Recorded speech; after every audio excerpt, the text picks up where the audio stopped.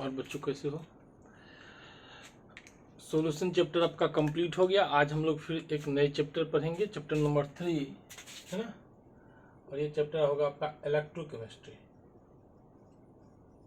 Electrochemistry ध्यान दीजिएगा, बहुत बहुत इंपॉर्टेंट चैप्टर है। सॉल्यूशन की ही तरह ये इंपॉर्टेंट है, नीट के लिए, जेईई मेंस के लिए और बोर्ड के लिए भी आपका, है ना। तो और चैप्टर बहुत आसान है, जिसको हम लोग बहुत आसान तरीके से कर सकते हैं, है ना। इसमें बहुत ज़्यादा कुछ आपको पढ़ना है नहीं, है ना।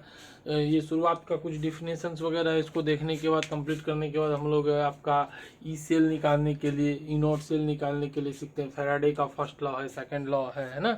उसके बाद आपका नर्स का इक्वेशन है आपका, फिर कोलरॉस लॉ है, फिर कुछ डिफिनीशंस है, कंडक्टिविटी, रेसिस्टिविटी वगैरह।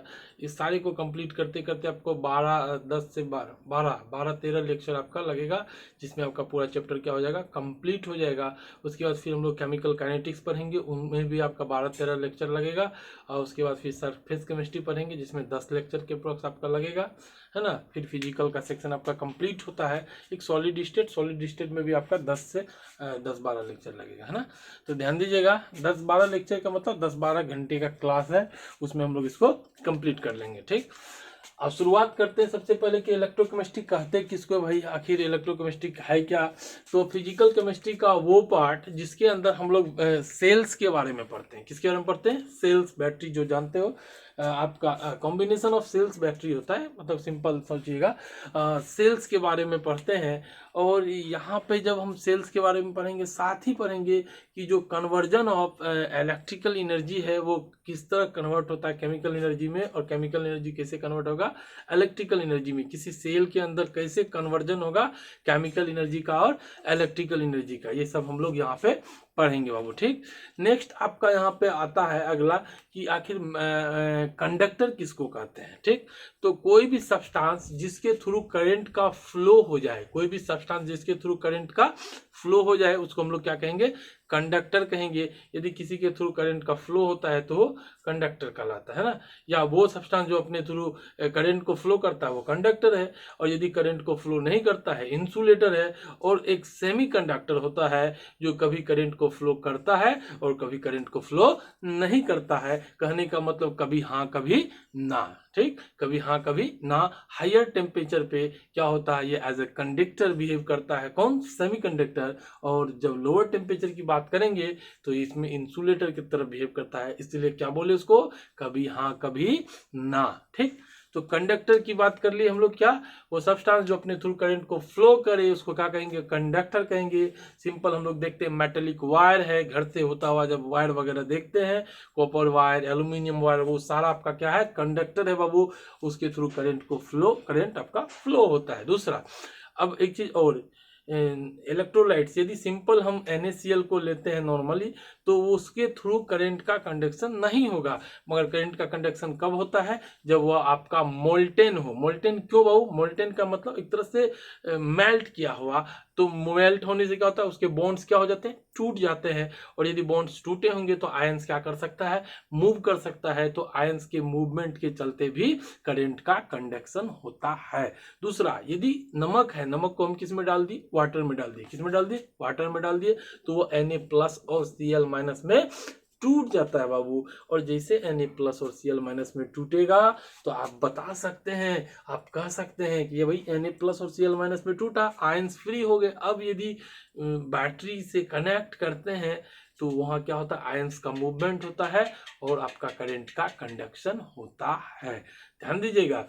अब हम लोग बात करते हैं, तो उसी चीज को हमने लिखा है यहाँ पे कि इलेक्ट्रोकेमिस्ट्री कहते किसको है, तो it is the branch of physical chemistry which deals with various types of cell, inter conversion of electrical energy and chemical energy in the cell.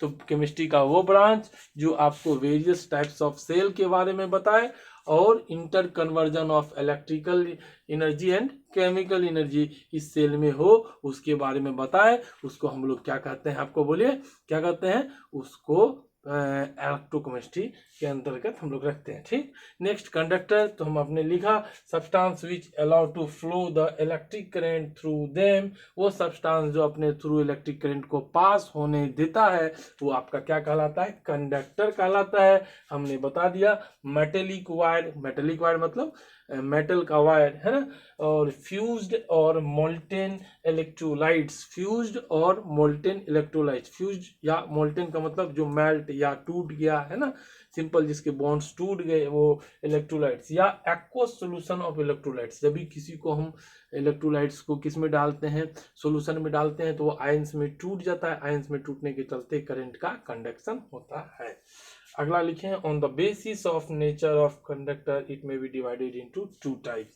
ध्यान दीजिएगा, कंडक्टर के नेचर पे दो तरह का कंडक्शन होता है। कितने तरह का कंडक्शन, दो तरह का कंडक्शन होता है बाबू, एक मेटेलिक कंडक्शन, दूसरा होता है इलेक्ट्रोलाइटिक कंडक्शन। ध्यान दीजिएगा, एक मेटेलिक कंडक्शन, दूसरा होता है electrolytic conduction. Sir metallic conduction किसको कहेंगे, तो सिंपल हम लोग जानते हैं metal is a conductor behave करता है ड्यू टू फ्री इलेक्ट्रॉन्स, तो वो आपका मेटेलिक कंडक्टर होगा जिसमें फ्री इलेक्ट्रॉन्स के चलते करंट का कंडक्शन होगा। हम लोग बोलते हैं भाई लोहा में करंट का कंडक्शन हो रहा है, क्यों हो रहा है, due to presence of free electrons, क्योंकि उसके अंदर फ्री इलेक्ट्रॉन्स है।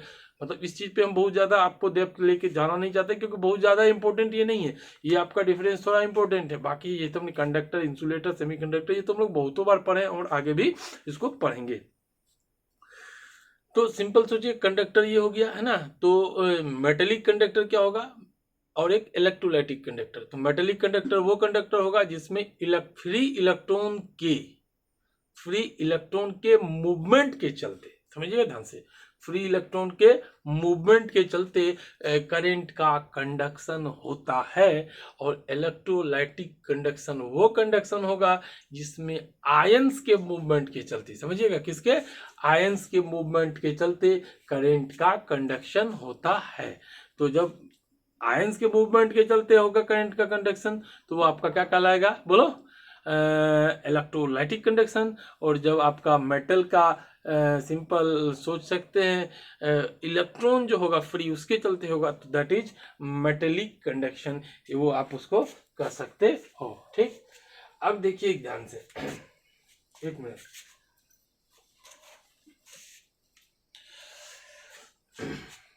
इसको रब कर देता हूं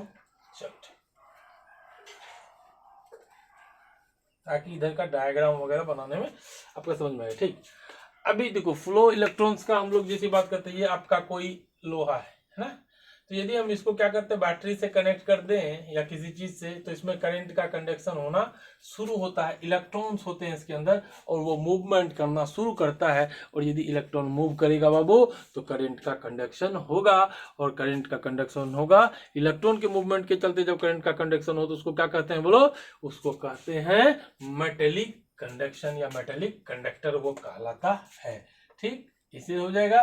दूसरा, अब यदि इस NaCl को, ध्यान दीजिएगा किसमें, ये आपका H2O है बाबू, बैटरी से हमने कनेक्ट किया और इसमें हमने NaCl डाला, NaCl किसमें टूटेगा, Na+ और Cl- में, तो Na+ और Cl- में टूटा, ये Na+ और Cl- इस वाटर में क्या करेगा, मूव करता है। क्या, जब बैटरी से कनेक्ट करते हैं तो ये इस वाटर में क्या करता है, मूव करता है। और यहाँ पे आयंस है ना, आयंस किसको कहते हैं, जिसके ऊपर में कोई चार्ज हो, तो आयंस के मूवमेंट के चलते करंट का कंडक्शन हो रहा है, आयंस घूमेगा उसके चलते, तो उसको क्या कहेंगे, इलेक्ट्रोलाइटिक कंडक्शन।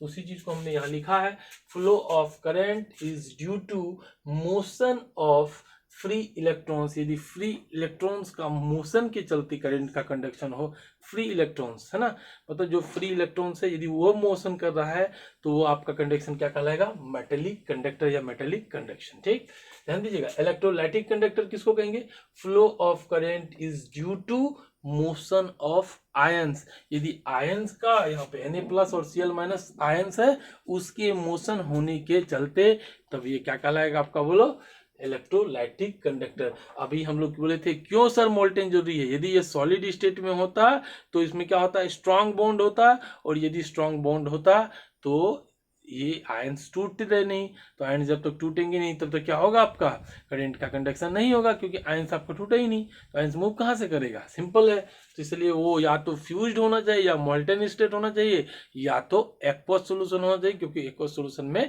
टूट जाता है बाबू, ठीक, ओके। अब इसके एग्जाम्पल में हमने एडी किया है, मेटल तो होगा, सबको पता, बचपन से पढ़ते हैं भाई, मेटल में क्या होता है, बोलो, फ्री इलेक्ट्रॉन्स होता है, जिसमें फ्री इलेक्ट्रॉन्स होगा वो कौन सा कंडक्शन शो करेगा, मेटेलिक कंडक्टर होगा, ठीक, क्लियर। अगला ग्रेफाइट हम लोग लिखे हैं, बचपन में हम लोग पढ़े होंगे। ग्रेफाइट का जो स्ट्रक्चर होता है वो लेयर्ड स्ट्रक्चर होता है, कैसा होता है, लेयर्ड स्ट्रक्चर होता है, इस तरह, है ना, मान लीजिए ये इस तरह लेयर्ड स्ट्रक्चर होगा, अब इसी से कनेक्ट होता है इस तरह, ठीक। तो यहाँ से क्या देखेंगे, एक कार्बन कितने कार्बन से जुड़ा हुआ है ना, तो कार्बन के पास एक क्या होता है, फ्री इलेक्ट्रॉन्स होता है, जिसके चलते graphite as a conductor work करता है। ध्यान दीजिएगा, हर जगह क्या होगा, कार्बन कार्बन कार्बन कार्बन, तो एक कार्बन, देखो कार्बन का वैलेंस इलेक्ट्रॉन 4, ये दो, एक बॉन्ड कितने इलेक्ट्रॉन से मिलकर बनता है, 2, एक इसने दिया, यहाँ भी कार्बन है ना, एक इसने दिया एक इसने दिया, चलो ये कंप्लीट, एक इसने दिया एक इसने दिया, कंप्लीट, ये एक इसने दिया एक इसने दिया, कंप्लीट। तो ये दिए कितने, ये 3 ही दिए, एक इसके पास फ्री है। इस तरह ढेर सारा कार्बन का एटम्स होगा जो उसके पास जो फ्री इलेक्ट्रॉन्स आपको देगा, तो इसलिए ध्यान दीजिएगा। तो यहाँ पे जो ग्रेफाइट काम करता है कंडक्टर की तरह, क्यों, ड्यू टू फ्री इलेक्ट्रॉन्स, और जब भी फ्री इलेक्ट्रॉन्स के चलते कंडक्शन हो तो उसको हम लोग कौन सा कंडक्शन करते हैं, मेटेलिक कंडक्टर, इसलिए ग्रेफाइट को भी हमने यहीं पे रखा, ओके। चलिए नेक्स्ट आता है वेरियस एलॉय, अलग अलग एलॉय है, यदि उस एलॉय में फ्री इलेक्ट्रॉन्स हैं तो वो भी आपका किसके तरह ट्रीट होता है, मेटेलिक कंडक्टर की तरह। अब यहाँ पे बताए flow of current is due to motion of ions, अभी दिखाए थे आपको, पानी में जैसे NaCl को डाला, NaCl किस में टूट गया, Na+ और Cl-, जिसका सिंपल एग्जांपल है आपका 3 इडियट्स मूवी वगैरह देखें आप लोग, है ना, अच्छे से, ठीक। और वहां पे क्या होगा, Na+ और Cl- का क्या होगा, मूवमेंट होगा, और यदि आयंस का मूवमेंट होता है, आयंस मतलब चार्ज वाला का मूवमेंट होता है, देख रहे हैं ना, Na+ और Cl- चार्ज वाला का मूवमेंट होता है, that is electrolytic conductor, okay. चलिए नेक्स्ट आपका है यहाँ पे कंडक्टेंस इज यूजुअली हाई, याद रखिएगा, मेटेलिक कंडक्टर में जो कंडक्टिविटी होगा या कंडक्शन जो होगा, कंडक्टेंस जो होगा वो आपका क्या होगा, हाई होगा, मतलब करंट आपको ज्यादा लगेगा, जोर का झटका लगेगा, ठीक, ध्यान दीजिएगा। आपका मेटेलिक कंडक्टर का जो कंडक्टेंस है वो क्या होगा, यूजुअली हाई, कहने का मतलब किसके कंपैरिजन में, इलेक्ट्रोलाइटिक कंडक्टर से इसका जो करंट होगा वो ज्यादा आपको लगेगा, मतलब इसमें जोर का झटका लगेगा, है ना, तो ज्यादा करंट किसमें, मेटेलिक कंडक्टर में शो होगा, ठीक, क्लियर। यहाँ पे लिखिए conducting power is less than metallic conductor, हमने बताया कि भाई इसमें जोर का झटका लगेगा, इसमें थोड़ा कमजोर का झटका लगेगा, मगर झटका तो लगेगा, ठीक। नेक्स्ट अगला बोले, बचपन से ही पढ़ते हैं भाई, टेम्परेचर का क्या रोल हो जाएगा कंडक्टिविटी में, कि टेम्परेचर यदि हम बढ़ा दें तो क्या रोल हो जाएगा, आज हम लोग देख ही लेंगे इसको। तो बचपन से क्या, तुम लोग तो बहुत चालाक हो, हम लोग यहाँ बोलते हैं, और कभी कभी फिजिक्स पढ़िएगा, फिजिक्स में आप लोग बोलिएगा भी क्या, कि जो करंट होता है आई, है ना, वो आपका सिंपल सोचिए, इनवर्सली प्रोपोर्शनल टू टेम्परेचर हो जाएगा, ये तो हम लोग पढ़े थे, क्यों, अब यहाँ देखिएगा, क्यों, समझिएगा कि जैसे अब घर का, देखो अब सिंपल सोचिएगा, एकदम बेसिक चीज है, समझिएगा, ये मान लीजिए आपका घर का वायर है, मोटा सा, एक फ्यूज्ड वायर है, समझिए फ्यूज का वायर जो होता है उसको, मोटा सा भाई, तो हम लोग बचपन में एक फॉर्मूला पढ़े थे, आई बराबर, नहीं पढ़े तो पढ़ लीजिए, NeAVD, कहने का मतलब I directly proportional to area of cross section, किस पे डिपेंड करता है, area of cross section, I directly proportional to area of cross section, directly proportional है, आई बराबर NeAVD, तो I directly proportional to A, और एरिया ऑफ क्रॉस सेक्शन क्या होता है, इसको जब हम काटेंगे बाबू, ध्यान दीजिएगा, तो यहाँ एक सरफेस जनरेट होगा, उसी को एरिया ऑफ क्रॉस सेक्शन कहेंगे। जैसे ये मार्कर है, इसको हम लोग काटते हैं जैसे इसको, तो यहाँ पे देखेंगे सर्कल टाइप का एक आपका एरिया जो डिनोट होगा, उसी को क्या कहेंगे हम लोग, बोलो, area of cross section, clear, ध्यान दीजिएगा, ठीक। तो आई बराबर NeAVD, ये this is area of cross section, अब समझ रहे हैं। मतलब जितना ज्यादा एरिया ऑफ क्रॉस सेक्शन होगा करंट उतना ज्यादा होगा। कोई दिक्कत बाबू नहीं, क्योंकि आई बराबर एनी एवीडी होता है सर, बिल्कुल होता है। तो जितना ज्यादा एरिया होगा क्रॉस सेक्शन उतना ज्यादा करंट होगा। हाँ क्यों नहीं होगा, बिल्कुल होगा। चलिए ठीक है, अब एक चीज बताइए आप लोग, यदि हम लोग यहाँ पे टेम्परेचर को बढ़ा दें, क्या कर दे, टेम्परेचर को बढ़ा दे बाबू, है ना, ध्यान दीजिएगा, टेम्परेचर को क्या कर दे, बढ़ा दें। तो खुद से सोचो, यदि ये मेटल है, कोई लोहा या कुछ, यहाँ पर टेम्परेचर को बढ़ा दिए तो ये क्या होगा, एक्सपेंशन होगा, इसका क्या होगा, एक्सपेंशन होगा, ये फैल जाएगा। और जैसे फैलेगा तो इसका एरिया ऑफ क्रॉस सेक्शन क्या हो जाएगा बाबू, ध्यान देना, टेम्परेचर के बढ़ाने से इसका एरिया ऑफ क्रॉस सेक्शन, ये एक्सपेंशन होगा। इसमें कौन सा एक्सपेंशन, थर्मल एक्सपेंशन, ध्यान दीजिएगा, कौन सा एक्सपेंशन, थर्मल एक्सपेंशन। और थर्मल एक्सपेंशन होने के चलते एरिया ऑफ क्रॉस सेक्शन क्या हो जाएगा, बोलो, ये जैसे हीट दिए तो क्या हुआ, है ना, थर्मल एक्सपेंशन के चलते एरिया ऑफ क्रॉस सेक्शन घट गया। और आपको पता है तो I directly proportional to A, area of cross section ज्यादा तो आई ज्यादा। और यहाँ पे एरिया ऑफ क्रॉस सेक्शन क्या हो गया, बोलो, घट गया, तो आई भी क्या हो जाएगा, घट जाएगा पहले की अपेक्षा। तो हम लोग क्या देख रहे हैं कि टेम्परेचर के बढ़ाने से, समझिए ध्यान से, टेम्परेचर के बढ़ाने से थर्मल एक्सपेंशन होता है। टेम्परेचर के बढ़ाने से इसमें क्या होगा, मेटल में थर्मल एक्सपेंशन होगा, एरिया ऑफ क्रॉस सेक्शन घटेगा। और एरिया ऑफ क्रॉस सेक्शन का आई से कैसा रिश्ता है, तो एरिया ऑफ क्रॉस सेक्शन का आई से रिश्ता डायरेक्टली प्रोपोर्शनल, मतलब यदि एरिया ऑफ क्रॉस सेक्शन आपका ज्यादा होगा तो करंट भी क्या होगा, ज्यादा होगा। तो ध्यान दीजिएगा, तो जैसे टेम्परेचर बढ़ाए थर्मल एक्सपेंशन हुआ, थर्मल एक्सपेंशन होने के बाद इसका क्या होगा, आपका एरिया ऑफ क्रॉस सेक्शन घट जाएगा। और एरिया ऑफ क्रॉस सेक्शन घटेगा तो आई भी क्या हो जाएगा, घट जाएगा। ठीक, जहां पे आई घटेगा मतलब सोचो वहां रेसिस्टेंस बढ़ गया। उसी चीज को हमने लिखा है यहाँ पे, ऑन इंक्रीजिंग टेम्परेचर, टेम्परेचर को बढ़ाने के साथ, कौन से केस में, मेटेलिक कंडक्टर में, on increasing temperature resistance increase हो जाता है। मतलब यदि करंट घट गया मतलब रेसिस्टेंस बढ़ गया, ध्यान दीजिएगा। और यहाँ पे तो दिख रहा है ना, जैसे टेम्परेचर को बढ़ाई तो क्या हुआ, थर्मल एक्सपेंशन हुआ, एरिया ऑफ क्रॉस सेक्शन घट गया तो करंट भी क्या हो गया, घट गया। Clear, okay. तो यहाँ पे वही बोले कि ऑन इंक्रीजिंग टेम्परेचर, यदि करंट घट गया तो रेसिस्टेंस क्या हो गया, बढ़ गया होगा। तो on increasing temperature resistance of conductor increases, बहुत खूब, ठीक, due to the thermal expansion, thermal expansion के चलते रेसिस्टेंस क्या हो जाता है, बढ़ जाता है। और करंट क्या हो जाता है, घट जाता है, करंट डिक्रीजेस। क्लियर, चलिए समझ में आ गया होगा आप लोग को। ठीक, इसी के पैरेलल यहाँ पे हम लोग देखे हैं, on increasing temperature resistance decreases. बाबू यहाँ पे थर्मल एक्सपेंशन फैक्टर के थ्रू हमने देखा है, और यहाँ पे जो हम लोग देखेंगे वो विस्कोसिटी फैक्टर के थ्रू हम लोग देखेंगे। इसको रफ करें, बिल्कुल, चलिए।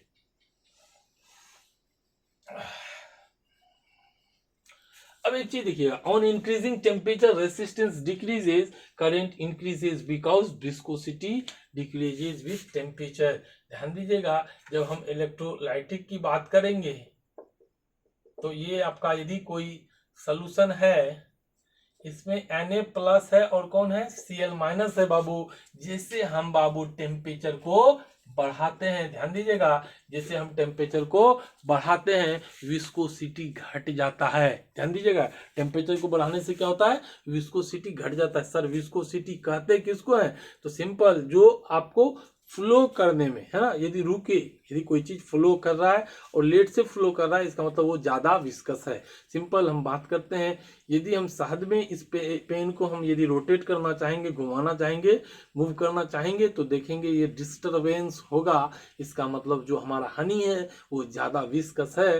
वाटर में इसी को यदि हम मूव करते हैं तो ये आसानी से मूव करता है, मतलब ये कम विस्कस है। तो इससे एक चीज क्या पता चला, यदि कोई चीज विस्कस ज्यादा है, मतलब चिपचिपा, तो उसमें किसी आयंस का या किसी सब्सटेंस का, किसी पार्टिकल्स का मूवमेंट क्या होगा, कम होगा। मगर यदि विस्कस क्या है, कम है तो मूवमेंट क्या होगा, ज्यादा होगा। सिंपल एग्जांपल, इसी को हम शहद में लेके जाएंगे तो मूवमेंट कम होगा, वाटर में लेके जाएंगे तो मूवमेंट ज्यादा होगा। वाटर का विस्कोसिटी कम, शहद का विस्कोसिटी ज्यादा। क्लियर? इसलिए उसमें मूवमेंट कम हो रहा है। ठीक, तो उसी चीज को हमने बताया यहाँ पे कि जैसे इलेक्ट्रोलाइटिक कंडक्टर में किसके मूवमेंट के चलते करंट होता है, आयंस के मूवमेंट के चलते। आयन बोला भैया हमको जाना है, पहले से देखा कि विस्कोसिटी बहुत ज्यादा है, बहुत ज्यादा विस्कस है, जा रहा है बहुत लेट से, एकदम ऐसे ऐसे ऐसे। ठीक, ध्यान दीजिएगा। तो जब हम फॉर्मूला पढ़े थे, क्या पढ़े थे, आई बराबर बोलो NeAVD, तो यहाँ एक शब्द था I directly proportional to VD, मतलब ड्रिफ्ट वेलोसिटी। जितना आयंस का मूवमेंट होगा करंट का कंडक्शन भी उतना ही ज्यादा होगा। जितना आयंस का मूवमेंट होगा करंट का कंडक्शन भी उतना ही ज्यादा होगा बाबू, है ना। या तो है ना I directly proportional to VD भी हो गया। क्लियर? चलो ठीक, VD मतलब ड्रिफ्ट वेलोसिटी, मूवमेंट। ठीक, अब एक चीज सोचो, यदि यहाँ पे हम लोग सिंपल, यदि कोई भी आपका सोल्यूशन है उसका टेम्परेचर कम होगा तो उसमें आयन, उसमें विस्कस क्या होगा, ज्यादा होगा। आयंस मूव क्या करेगा, स्लो स्लो करेगा। जैसे हम टेम्परेचर बढ़ाए बाबू, जैसे हम टेम्परेचर बढ़ाए, विस्कोसिटी घट गया, चिपचिपापन घट गया, आयंस का मूवमेंट क्या हो गया, फास्ट हो गया। आयंस का मूवमेंट फास्ट हो गया, ड्रिफ्ट वेलोसिटी बढ़ गया, करंट क्या हो गया, बढ़ गया। तो यहाँ पे हम क्या देखते हैं कि टेम्परेचर बढ़ाने के साथ करंट घटता है, और यहाँ पे क्या देखते हैं, टेम्परेचर बढ़ाने के साथ करंट क्या हो जाता है, बढ़ जाता है। रीजन बोलेगा क्यों, तो यहाँ बोलिएगा इन इलेक्ट्रोलाइटिक कंडक्टर क्या होगा, on increasing temperature resistance decreases, because, है ना, due to increase in temperature आपका क्या हो जाता है, विस्कोसिटी डिक्रीज हो जाता है। जैसे टेम्परेचर को बढ़ाते हैं तो वो विस्कस कम होगा, तो आयंस का मूवमेंट क्या होगा, ज्यादा होगा, और आयंस का मूवमेंट यदि ज्यादा होगा तो करंट का कंडक्शन ज्यादा होगा बाबू। बहुत खूब, चलिए आइए इधर। अगला यहाँ पे लिखिए नो केमिकल चेंज। अब जब मेटेलिक कंडक्टर की बात करेंगे तो इसमें कोई केमिकल चेंज नहीं होता है, सिंपल इलेक्ट्रॉन मूव करता है। और यहाँ पे आपका क्या होता है, आयंस आर ऑक्सीडाइज्ड और रिड्यूस्ड एट इलेक्ट्रोड। जब हम इलेक्ट्रोलाइटिक कंडक्टर की बात करेंगे तो इसमें हमारा क्या होता है, दो इलेक्ट्रोड होता है और एक एनोड होता है, और दूसरा क्या होता है, कैथोड होता है। और ये प्लस वाला किधर आता है, कैथोड पे, और माइनस वाला किधर आता है, एनोड पे आता है। क्लियर? ध्यान दे दीजिएगा। ठीक, इसमें कोई दिक्कत नहीं। चलिए, ये प्लस वाला इधर इधर, तो वही चीज को हमने यहाँ लिखा है, ions are oxidised and reduced at electrode. Ions क्या होता है, ऑक्सीडाइज्ड और रिड्यूस्ड होता है, कहाँ पे, इलेक्ट्रोड पे। क्लियर? नेक्स्ट देखिएगा, Faraday law is not followed. यहाँ पे लिखे फेराडे का लॉ फॉलो नहीं होगा, आगे पढ़िएगा, है ना। यहाँ पे फेराडे लॉ इज फॉलोड, है ना। तो क्यों, क्योंकि आपको बताया था फेराडे जो लॉ दिया था, फेराडे लॉ ऑफ इलेक्ट्रोलाइसिस था। इलेक्ट्रोलाइसिस कब होगा, जब आयंस की बात होगी तब। ओके, चलिए इसको आप लोग क्या कीजिएगा, रफ कीजिएगा, क्या उतार ले। चलिए,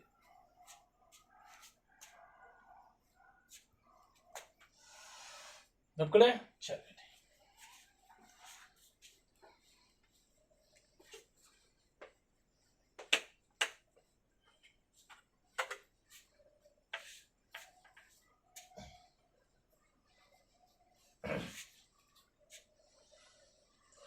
अब यहाँ पे हम लोग आज यहाँ लिखेंगे पहले सेल, है ना। ठीक, सेल दो तरह का पढ़ना है आपको, ध्यान दीजिएगा बाबू।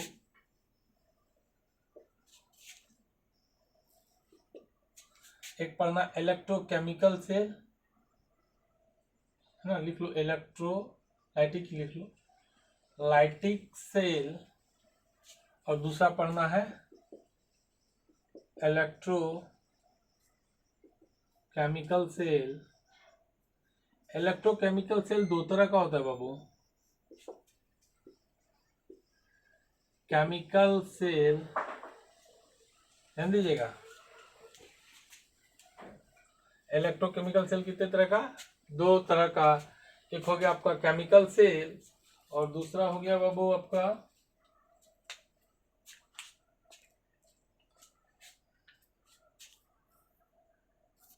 चलिए, तो सेल दो तरह का, एक इलेक्ट्रोलाइटिक सेल, दूसरा इलेक्ट्रोकेमिकल सेल। इलेक्ट्रोकेमिकल सेल दो तरह का हो गया है ना, एक केमिकल सेल, दूसरा कंसंट्रेशन सेल। अब कंसंट्रेशन सेल दो तरह का होता है, ठीक। एक आपका आएगा इलेक्ट्रोड कंसंट्रेशन सेल, दूसरा होता है इलेक्ट्रोलाइट कंसंट्रेशन सेल। फिर से समझ लीजिएगा। अब इस सबको हम लोग पढ़ेंगे अच्छे से, ध्यान दीजिएगा। सेल कितने तरह का, दो तरह का, एक इलेक्ट्रोलाइटिक सेल, दूसरा इलेक्ट्रोकेमिकल सेल। ध्यान दीजिएगा। इलेक्ट्रोलाइटिक सेल कहते किसको हैं, तो पहले समझ ले इसको। तो वो सेल जो आपका इलेक्ट्रिकल एनर्जी को केमिकल एनर्जी में कन्वर्ट करता है, वो सेल जो इलेक्ट्रिकल एनर्जी को केमिकल एनर्जी में कन्वर्ट करता है, उसको क्या कहते हैं, इलेक्ट्रोलाइटिक सेल कहते हैं। दूसरा आपका इलेक्ट्रोकेमिकल सेल, तो वो सेल जो केमिकल एनर्जी को किस में कन्वर्ट करे, इलेक्ट्रिकल एनर्जी में कन्वर्ट करे, उसको क्या कहेंगे, इलेक्ट्रोकेमिकल सेल। और बता इलेक्ट्रोकेमिकल सेल कितने तरह का, दो, एक केमिकल सेल हुआ, दूसरा कंसंट्रेशन सेल। कंसंट्रेशन सेल दो तरह का, इलेक्ट्रोड का कंसंट्रेशन हो सकता है, इलेक्ट्रोड कंसंट्रेशन मतलब बात करेंगे एनोड या कैथोड का, इलेक्ट्रोड कंसंट्रेशन सेल, और दूसरा इलेक्ट्रोलाइट कंसंट्रेशन सेल। ये सारे को हम लोग अच्छे से चैप्टर को, जैसे जैसे आपका चैप्टर बढ़ता जाएगा, इसको अच्छे से हम लोग पढ़ता जाएंगे, है ना, पढ़ते जाएंगे। ध्यान दीजिएगा। इसको उतार लिए होंगे, ठीक, ओके।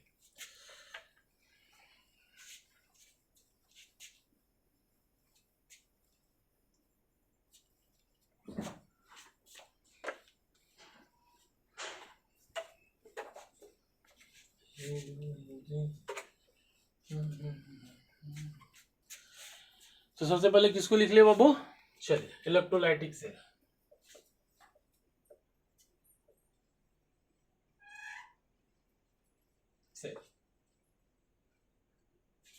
आपको बता दिए, वो सेल जो क्या करता हो, इलेक्ट्रिकल एनर्जी को कन्वर्ट करता हो किसमें, केमिकल एनर्जी में। तो याद रखने का तरीका, बच्चे कंफ्यूज हो जाते हैं, इलेक्ट्रिकल कन्वर्ट हो रहा है केमिकल में कि केमिकल कन्वर्ट हो रहा है इलेक्ट्रिकल में। ध्यान रखिएगा, जिस नाम से होगा, ये इलेक्ट्रो नाम से है, मतलब electrical energy converted into chemical energy.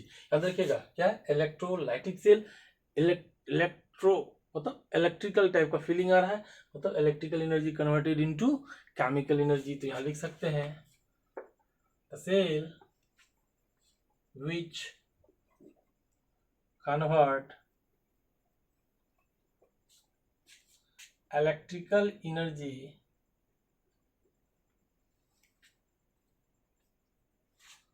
into chemical energy। वो सेल जो इलेक्ट्रिकल एनर्जी किस में कन्वर्ट करता हो, केमिकल एनर्जी, है ना, नोन एज इलेक्ट्रोलाइटिक सेल। तो वो सेल जो इलेक्ट्रिकल एनर्जी को किस में कन्वर्ट करता हो, केमिकल एनर्जी में, क्या कहलाता है, इलेक्ट्रोलाइटिक सेल। सबसे पता चला इलेक्ट्रोलाइटिक सेल मतलब इलेक्ट्रो मतलब electrical energy converted into chemical energy. ध्यान दीजिएगा, ठीक। यहीं पे हम लोग लिख लेते हैं इलेक्ट्रोलाइटिक सेल। अगला क्या लिख सकते हैं बोलो, इलेक्ट्रोलाइटिक मतलब पूरा उसी का बात हो रहा है ना। इलेक्ट्रोकेमिकल, यहाँ देखिए केमिकल लग गया ना, एड हो गया है ना, इलेक्ट्रोकेमिकल सेल क्या जाएगा बोलो, द सेल विच कन्वर्ट, बोलो यहाँ केमिकल लगा, केमिकल, तो बोलो chemical energy into electrical energy. ध्यान दीजिएगा, the cell which converts chemical energy into electrical energy, उसको क्या कहते हैं बाबू, बोलो इलेक्ट्रोकेमिकल सेल। तो हम लोग क्या, दो तरह का सेल, इलेक्ट्रोलाइटिक सेल, सबसे पता चला इलेक्ट्रोलाइटिक सेल, सिर्फ केमिकल अभी आया नहीं, तो electrical energy converted into chemical energy. Electrochemical cell, chemical शब्द आया तो chemical energy converted into electrical energy. इसको उतार लें। चलिए नेक्स्ट हम लोग पढ़ेंगे इलेक्ट्रोलाइसिस। अब करें, चलिए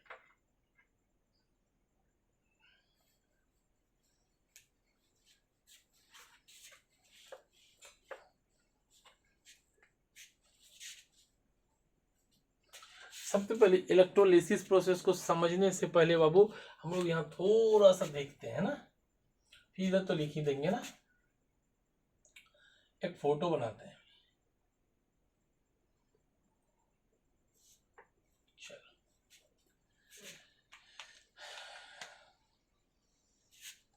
पहले भी हम लोग पढ़ चुके हैं, ध्यान दीजिएगा। ये आपका एक इलेक्ट्रोड है, ये आपका दूसरा इलेक्ट्रोड है, एक कैथोड है। कैथोड पे कैसा चार्ज होता है? माइनस, तो हमने यहाँ लिख दिया CATHODE,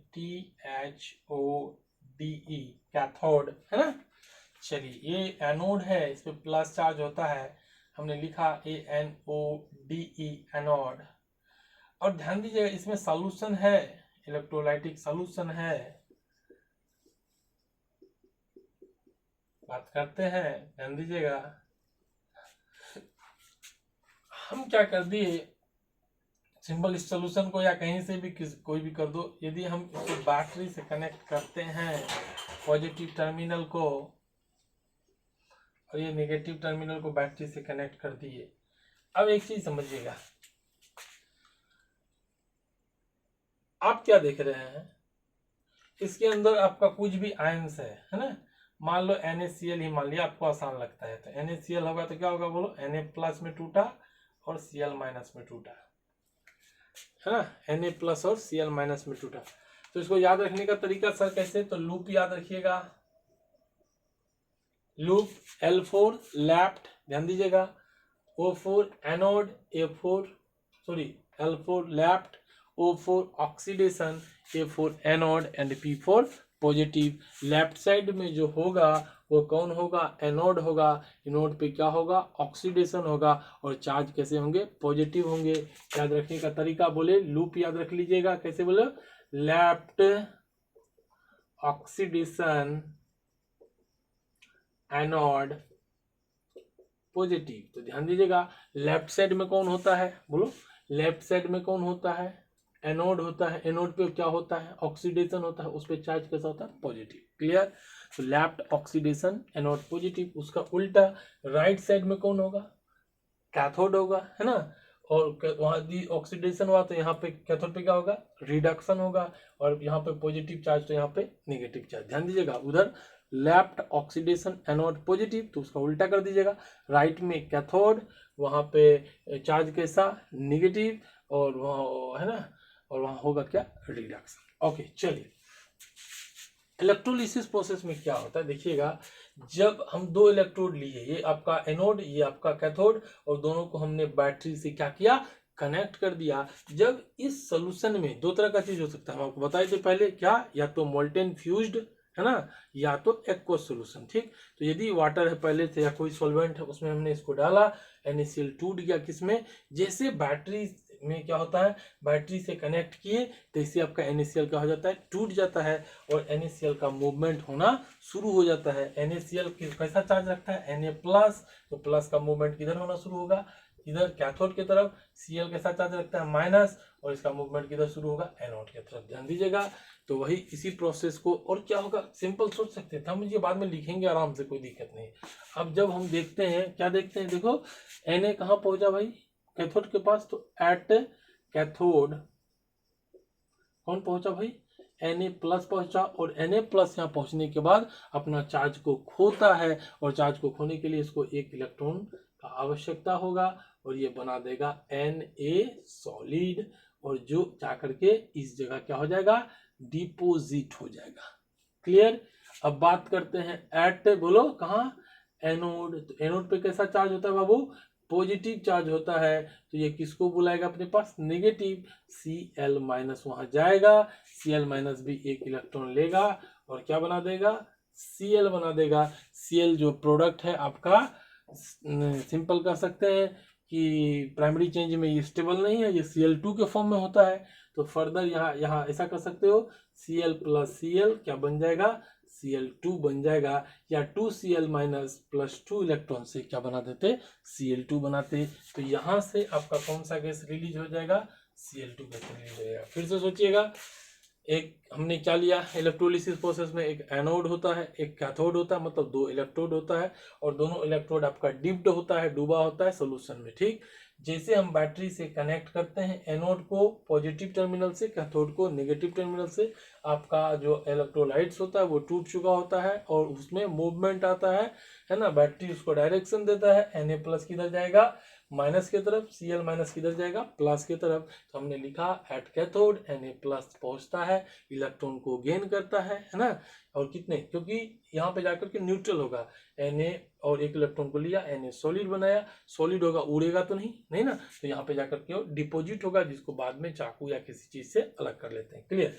चलिए एट एनोड, जब एनोड की बात पहुंचेंगे तो एनोड पे कौन पहुंचेगा Cl-, गैस के फॉर्म में होता है, तो फर्दर Cl आएगा और Cl2 यहाँ से रिलीज हो जाएगा, या है ना इवेपोरेटेड हो जाएगा। ठीक, कोई दिक्कत बाबू नहीं है ना। डिफिनेशंस को हम लोग लिख लेते हैं पहले, फिर इसको उतार लीजिएगा। ठीक, चलिए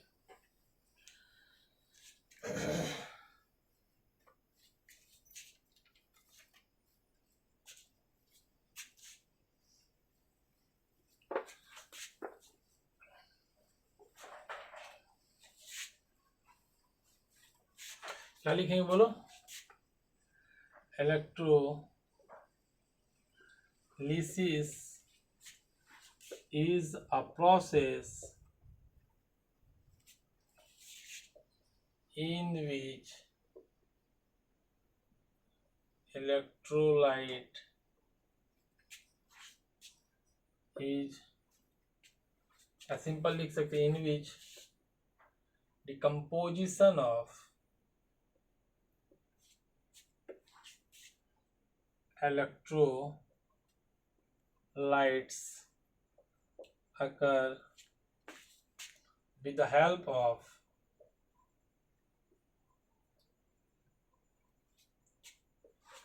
इलेक्ट्रिक करंट के हेल्प से होता है। एंड द चार्ज जिसको हम लोग क्या लिख सकते हैं बोलो, cation and anion becomes neutral हो जाता है एट इलेक्ट्रोड बाय इलेक्ट्रोड, है ना। तो हमने क्या लिखा, electrolysis is a process in which decomposition of electrolytes का क्या होता है, डिकम्पोजिशन होता है occur with the help of electric current and the charge, मतलब जिसके कहने का मतलब कैटायन या anion becomes neutral at the electrode.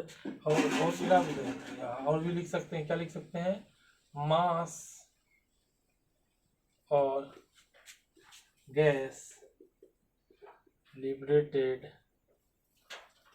है ना, मास और गैस लिबरेटेड, या लिख सकते हैं मास और गैस डिपोजिटेड और लिबरेटेड एट इलेक्ट्रोड। तो ध्यान दीजिएगा, आपको क्या बोले, इलेक्ट्रोलिसिस एक प्रोसेस है जिसमें आपका क्या होता है, जो इलेक्ट्रोलाइट्स होता है उसका डिकम्पोजिशन होता है करंट के डालने से, और उसके बाद प्लस वाला किसके पास जाएगा, माइनस के पास, और माइनस वाला किसके पास जाएगा, प्लस के पास जाएगा, और ये दो तब क्या होगा, वो इलेक्ट्रोड पे जाके अपने आप को न्यूट्रल कर लेता है। न्यूट्रल करने के लिए वो इलेक्ट्रॉन को या तो लूज करेगा या तो इलेक्ट्रॉन को गेन करेगा, दो ही चीज कर सकता है। यदि आपका प्राइमरी जो प्रोडक्ट है वो स्टेबल हो गया तो ठीक है, नहीं हुआ तो आपका सेकेंडरी प्रोडक्ट आपका बनेगा जो स्टेबल होना चाहिए। क्लियर। अब ध्यान दीजिएगा, इस प्रोसेस में आपका क्या हो जाएगा, इलेक्ट्रोड पे या तो मास होगा तो डिपोजिट हो जाएगा, गैस होगा तो रिलीज हो जाएगा। ठीक, ओके, इस चीज को लिख लीजिएगा। चलिए ठीक, समझने के लिए देखिएगा, आपको भी बता ही है ना। लैप्ट ऑक्सीडेशन एनोड पॉजिटिव, इसको हम लोग बना सकते हैं बाबू।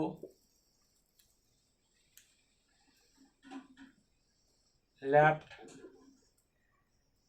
इस पे चार्ज प्लस, इस पे माइनस, दिस इज एनोड। याद कैसे रखना बोलो, लैप्ड ऑक्सीडेशन एनोड पॉजिटिव, ये कैथोड,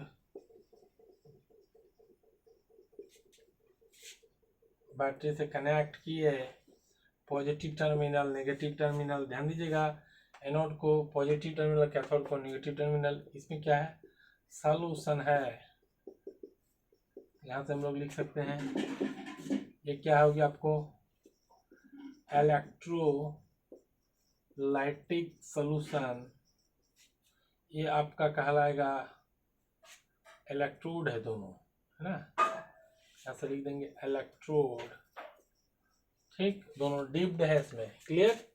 अब यदि हम लोग क्या करेंगे, कोई भी सब्सटेंस है ना, यदि मान लो NaCl ही लेते हैं तो ये टूट जाएगा Na प्लस और Cl माइनस में, Na प्लस कहाँ पहुँचेगा, हाँ सर वाटर रहता तब क्या होता है तो हम बताते क्या होता है, हाँ टेंशन क्या लेते हो, ठीक, फिलहाल जानो यदि Na प्लस NaCl है, मोल्टेन ले लो, चलो एक्वस नहीं है मोल्टेन ही है, तो NaCl किधर जाएगा, Na प्लस इधर जाएगा, Cl माइनस किधर आएगा, इधर आएगा, तो यहाँ से हम लोग लिख सकते हैं एट कहाँ कैथोड क्या बनना है, न्यूट्रल होना है, Na प्लस पहुंचा, बोला भाई हमको कमी है कितने, एक इलेक्ट्रॉन का, क्या बन गया Na सॉलिड, और सॉलिड उड़ेगा तो नहीं, यहाँ पे जमा हो गया, क्लियर।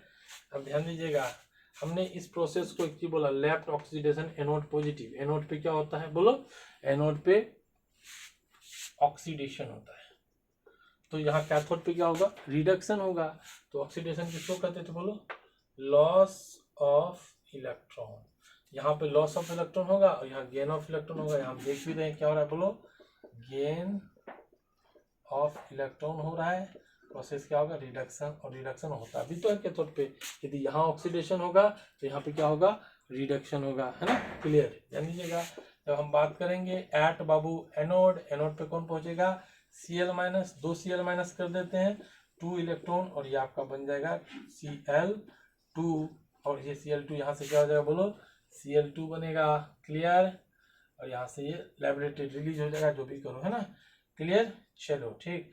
अब एक चीज बताइएगा, ये इलेक्ट्रॉन को क्या क्या लॉस, सॉरी यहाँ पे तो लॉस होगा, या क्या है एक क्लोरीन पे एक ज्यादा है, 2 क्लोरीन पे 2 ज्यादा है, तो 2 कम हो गया तो न्यूट्रल हो जाएगा, Cl2 हो गया, है ना, तो समझिएगा, तो लॉस ऑफ इलेक्ट्रॉन क्या कहलाएगा, लॉस ऑफ इलेक्ट्रॉन क्या कहलाएगा ऑक्सीडेशन, ध्यान दीजिएगा क्या होता है इलेक्ट्रोलिसिस में, एक जगह ऑक्सीडेशन होगा, कैथोड, कैथोड पे क्या हो जाएगा रिडक्शन होगा, एनोड पे क्या होगा ऑक्सीडेशन होगा, क्लियर, ध्यान दीजिएगा, ओके चलिए। अब आगे भी हम लोग पढ़ेंगे कि सॉल्यूशन कैसा नेचर का होगा, एसिडिक नेचर का होगा कि बेसिक नेचर का होगा, बहुत आसान है, पढ़ लेंगे, है ना, चलिए ठीक।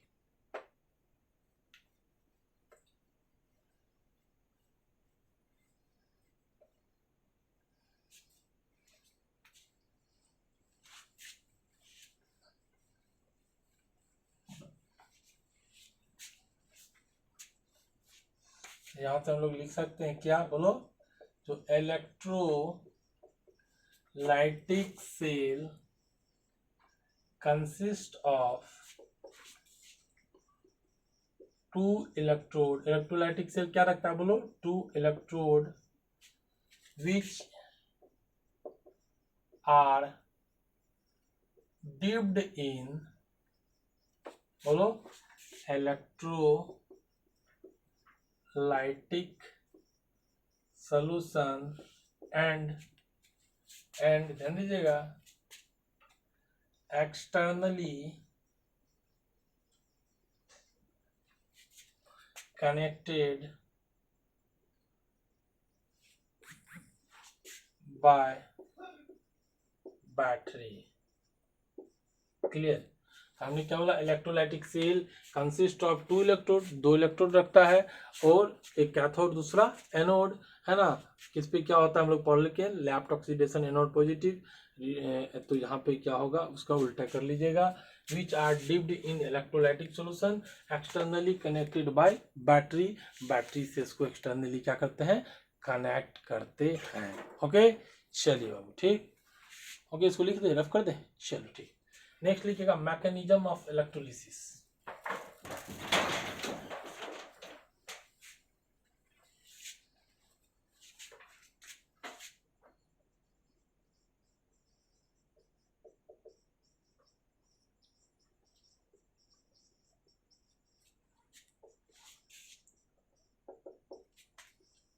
Mechanism electrolysis. इलेक्ट्रोलिसिस में क्या होता है, जैसे हमने करंट को पास किया तो इलेक्ट्रोलाइट्स जो आयन होगा वो अपने अपने इलेक्ट्रोड पे गया, इलेक्ट्रोड पे जाके क्या हो गया, न्यूट्रल हो गया।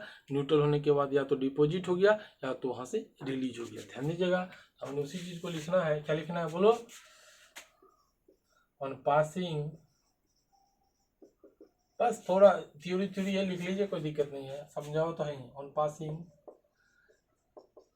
इलेक्ट्रिक करंट, है ना, लिख सकते हैं। इलेक्ट्रोलाइट्स ब्रैकेट में लिख सकते हैं, cation and anion moves towards, कहाँ भाई, इलेक्ट्रोड मूव्स टुवर्ड्स, कहाँ भाई, किधर जाता है बोलो, इलेक्ट्रोड पे, एंड, है ना, बिकम्स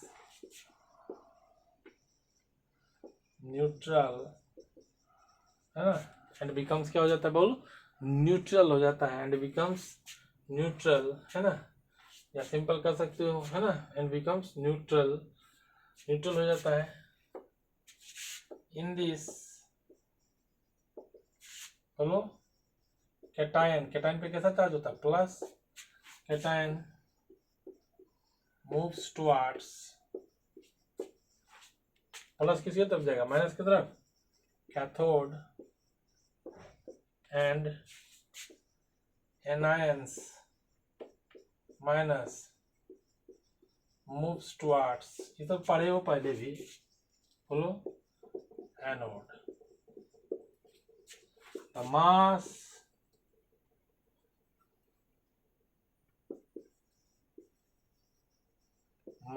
ऑफ, है ना, या सिंपल लिख सकते हैं, इलेक्ट्रोलाइट्स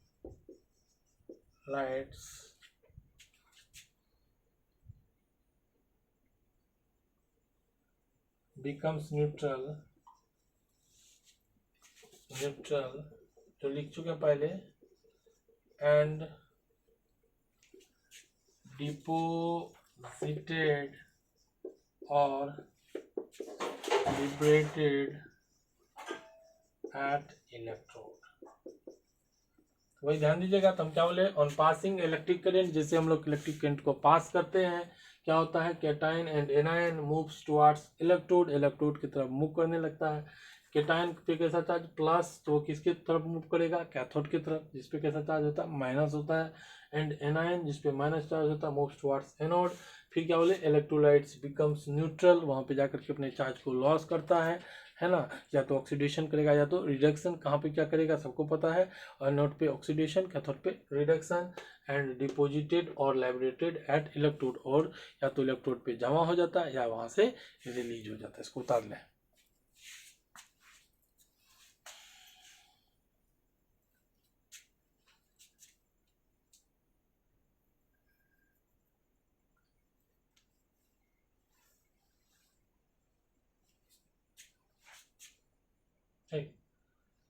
क्लियर, चलिए अगला एक नोट करके एक पॉइंट लिख लेंगे।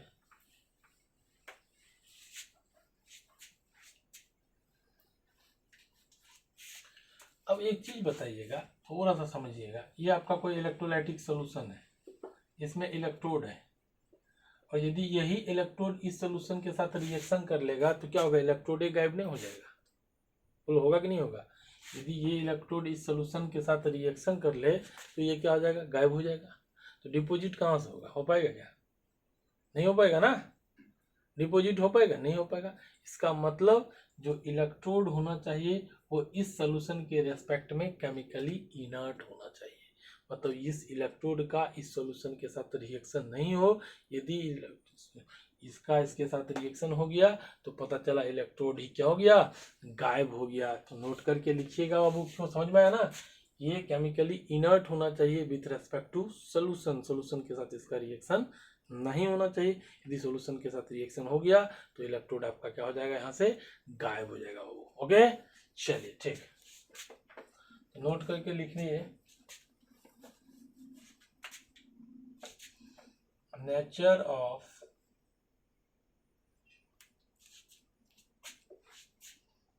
Electrode used in electrolysis, nature of electrode used in electrolysis, electrolysis में जिस इलेक्ट्रोड का यूज करेगा है कर रहे हैं ना, nature of electrode used in electrolysis should क्या लिख सकते हो, इनर्ट, इनर्ट होना चाहिए with respect to solution, solution के रेस्पेक्ट में ध्यान दीजिएगा, ये आपका एनोड है, ये आपका कैथोड है, प्लस माइनस, और यदि ये रिएक्शन कर ली किसके साथ, सॉल्यूशन के साथ, तो ये आपका क्या हो जाएगा, इलेक्ट्रोड गायब हो जाएगा। कहाँ से इलेक्ट्रोलिसिस होगा, होगा क्या, नहीं होगा, इसलिए जो इलेक्ट्रोड होना चाहिए इस सॉल्यूशन के साथ रिएक्शन नहीं करना चाहिए, केमिकली क्या होना चाहिए, इनर्ट होना चाहिए, उतार लेंगे।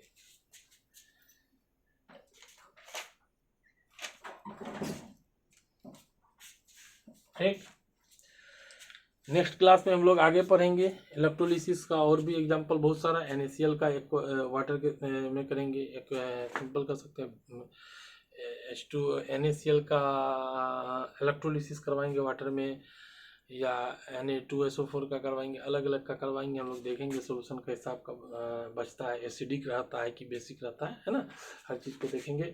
देखो अभी हम लोग इसको एक क्लास और आपका इसी तरह डेफिनेशंस वगैरह में चला जाएगा, और pH वगैरह निकालने, यदि बेसिक सोल्यूशन होगा तो pH क्या हो जाएगा, मोर देन 7 हो जाएगा, एसिडिक होगा तो pH क्या होगा, लेस देन 7 हो जाएगा, बहुत आसान है, सब देखेंगे। फिर इलेक्ट्रोकेमिकल सीरीज है, कौन किसको रिप्लेस करता है, कौन हटाएगा, है ना, उसको भी हम लोग देखेंगे यहाँ पे, है ना। और फिर फेराडे का फर्स्ट लॉ, सेकंड लॉ, है ना, इक्विवेलेंट वेट वगैरह थोड़ा यूज होगा यहाँ पे, है ना, जिसको हम लोग पहले से कंप्लीट करके रखे हुए हैं, तो फेराडे का फर्स्ट लॉ, सेकंड लॉ, उसको हम लोग करेंगे। फिर आपका ई सेल इनोट सेल निकालने के लिए सीखेंगे, है ना। उसके बाद नर्स साहब का इक्वेशन है, नर्स इक्वेशन आएगा, उसके बाद आपका सिंपल क्या कहते हैं, पोलरॉस लॉ है, फिर कुछ डेफिनेशंस है, रेसिस्टिविटी का, रेसिस्टेंस का, कंडक्टेंस का, कंडक्टिविटी का, ये सब का डेफिनेशंस वगैरह है, और इस सबको हम लोग जब कंप्लीट कर लेंगे तो आपका चैप्टर ये आपका कंप्लीट हो जाएगा। देखिए इस चैप्टर को आप फिर उसी तरह हमने पहले भी बताया था, फिर आज से बता रहे हैं, पुराना चैप्टर का एक शॉर्ट नोट्स बन जाना चाहिए, सॉल्यूशन का आपका शॉर्ट नोट्स तैयार हो जाना चाहिए, है ना, सॉल्यूशन का शॉर्ट नोट्स तैयार हो जाना चाहिए, जिसको हम लोग क्या करेंगे, हमेशा पलट लेंगे, है ना, रोज पलटेंगे, पलटने में 10 से 15 मिनट, तो वो सारा जो कॉन्सेप्ट है वो आपके टिप्स पे आपके दिमाग में हमेशा रहेगा, कभी ये नहीं कहेंगे आप कि हमको ये चीज़ नहीं आता है, इस चीज़ को बाबू हम भूल गए, क्लियर। और दूसरा जो नए चैप्टर पढ़ रहे हैं इलेक्ट्रोलिसिस या इलेक्ट्रोकेमिस्ट्री, तो इलेक्ट्रोकेमिस्ट्री में जो नया चैप्टर पढ़ रहे हैं इसको रोज क्या करना है, पलटना है। आज हमने क्या क्या पढ़ा, सबसे पहले कहते किसको इलेक्ट्रोकेमिस्ट्री, फिर हमने पढ़ा कंडक्टर किसको कहते हैं, कंडक्टर कितने तरह का, 2 तरह का कंडक्टेंस शो करेगा, मेटेलिक कंडक्टर या इलेक्ट्रोलाइटिक कंडक्टर, फिर उसके बारे में हम लोग ने उसके बीच डिफरेंसेस क्या होंगे उसको भी हम लोग ने अच्छे से पढ़ा। और उसके बाद हमने सेल्स पढ़े, सेल्स 2 तरह का पढ़ा, एक इलेक्ट्रोलाइटिक सेल, दूसरा इलेक्ट्रोकेमिकल सेल, इलेक्ट्रोकेमिकल सेल 2 तरह का पढ़ा, chemical cell, concentration cell, concentration cell 2 तरह का पढ़ा, इलेक्ट्रोड कंसंट्रेशन सेल और इलेक्ट्रोलाइट कंसंट्रेशन सेल, और जो हमने 2 को डिफाइन किया, इलेक्ट्रोकेमिकल सेल और इलेक्ट्रोलाइटिक सेल, और रिमेनिंग जो है उसको आगे चैप्टर्स में इसको कंप्लीट करेंगे, ठीक। और उसके बाद हमने इलेक्ट्रोलिसिस प्रोसेस पढ़ा, इलेक्ट्रोलिसिस प्रोसेस में हमने पढ़ा कि मैकेनिज्म कैसे इलेक्ट्रोलिसिस होता है, कौन एनोड पे जाता है, कौन कैथोड पे जाता है, और कौन जो सब्सटेंस होगा, सॉलिड सब्सटेंस या मेटल वो डिपॉजिट होगा, गैस होगा तो वो रिलीज होगा या लिबरेटेड होगा, ओके। तो आप लोग पढ़ेंगे अच्छे से पढ़िए, ऑल द बेस्ट, अच्छे से पढ़िए, और चैप्टर को रोज रोज क्या कीजिए, पलटिए, सब कुछ कर लो, सिलेक्शन मुट्ठी में, अच्छे से पढ़िएगा तो सब कुछ आपके पास होगा, है ना, और नहीं पढ़िएगा तो फिर प्रॉब्लम ही प्रॉब्लम है। हमने पहले भी बताया था फर्स्ट क्लास के पहले दिन या पहले जो चैप्टर का लेक्चर्स था उसके बीच पान सड़ा क्यों, रोटी जली क्यों, पढ़ा भूला क्यों, क्योंकि उसको पलटा नहीं गया बाबू। यदि हम लोग पलटते हैं तो ध्यान दीजिएगा, बेशक हर चीज़ आपका टिप्स पे होता है, आप अच्छे से जान जाते हो। देखो कभी किसी चीज़ को सीखने का इच्छा कब होता है, सिंपल बताए, तभी सीखने का इच्छा होगा जब आपको उस चीज़ के बारे में कुछ भी नॉलेज हो, तभी आपको इच्छा करेगा, है ना। अदरवाइज आपको सीखने का भी मन नहीं करेगा। तो बाबू आप क्या कीजिएगा, अच्छे से पढ़िएगा और रोज का रोज कॉपी को पलटे। एक दिन भी यदि आपका कॉपी छूट जाता है पलटना, तो अगले क्लास में आपको थोड़ा सा समझने में प्रॉब्लम आएगा। इसके लिए चैप्टर लिंक रहते हैं, मगर हमने आपको बताया कि आपको पुराने चैप्टर से कोई लेना देना नहीं है। हम हर एक जो कॉन्सेप्ट पुराना आपका यूज होगा उसको हम यहाँ पे समझाएंगे, उसको कराते हुए आगे बढ़ेंगे। Okay, thank you.